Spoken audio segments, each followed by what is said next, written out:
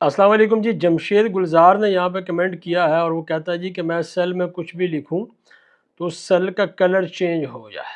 तो अगर तो आपके पास नया वर्जन है तो एक शार्ट की यूज़ करें RWEF। तो आप देखेंगे जहाँ जहाँ पे भी आप जाएंगे ना तो वो उस सेल को हाईलाइट करता चला जाएगा। ठीक है, उस सेल को, उस कॉलम को, उस रो को। ये तो है नए वर्जन के अंदर ALT-WEF।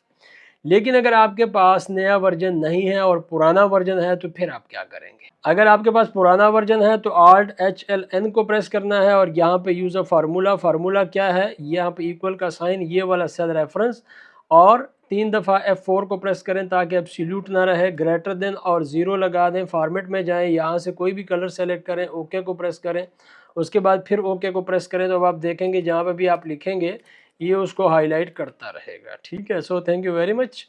मेरी वीडियोज़ अगर आपको पसंद आ रही हैं तो शेयर और लाइक और फॉलो जो है वो बनता है। ठीक है, थैंक यू।